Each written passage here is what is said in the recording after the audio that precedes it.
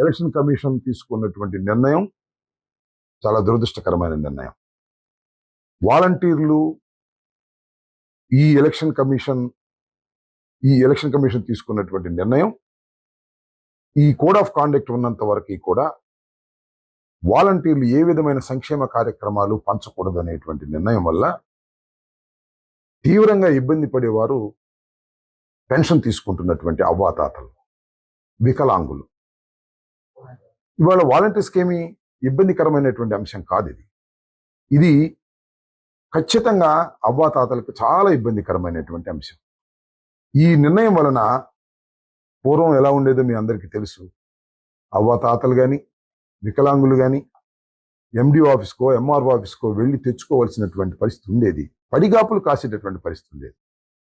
ఆ పరిస్థితి నుంచి ఇంటికి వెళ్ళి పెన్షన్ అందించేటటువంటి ఒక నూతనమైన పద్ధతిని తీసుకొచ్చినటువంటి జగన్మోహన్ రెడ్డి గారి మీద కక్షతోనో, వాలంటరీ వ్యవస్థ మీద ఉన్నటువంటి దుగ్ధతోనో తెలుగుదేశం పార్టీ, చంద్రబాబు నాయుడు గారు, పవన్ కళ్యాణ్ గారు ఎన్ని వ్యాఖ్యలు చేశారో నేను ప్రత్యేకంగా చెప్పాల్సిన అవసరం లేదు. ఒకసారి వెనక్కి వెళ్తే అర్థమవుతాయి.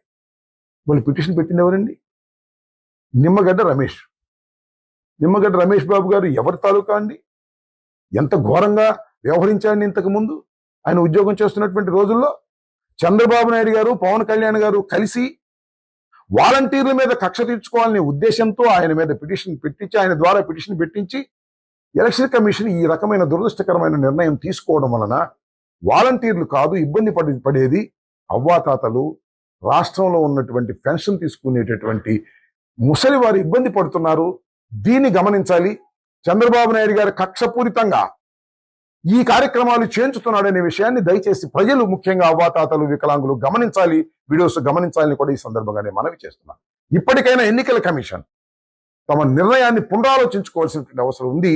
ఇది రాష్ట్రంలో ఉన్నటువంటి ప్రజలకు ఇబ్బంది కలిగేటటువంటి పరిస్థితి ఏర్పడుతుందనే విషయాన్ని ఎన్నికల కమిషన్ ఇప్పటికైనా గమనించి తమ నిర్ణయాన్ని పునరాలోచించుకోవాల్సినటువంటి అవసరం ఉందని నేను భావిస్తున్నాను.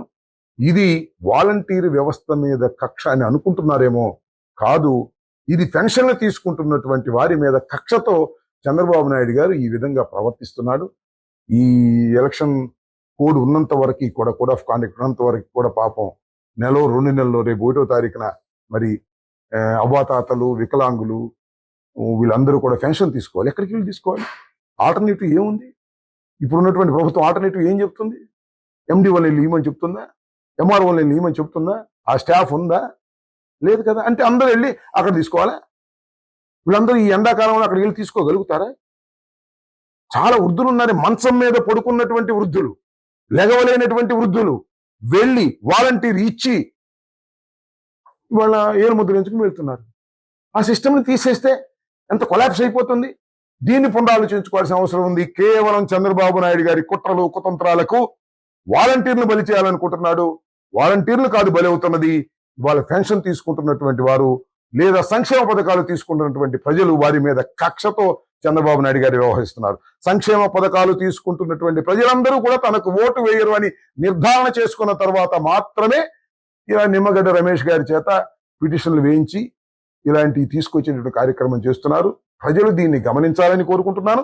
అదేవిధంగా ఎలక్షన్ కమిషన్ మరొకసారి పునరాలోచించుకోవాలని కూడా ఈ సందర్భంగా నేను కోరుతున్నాను.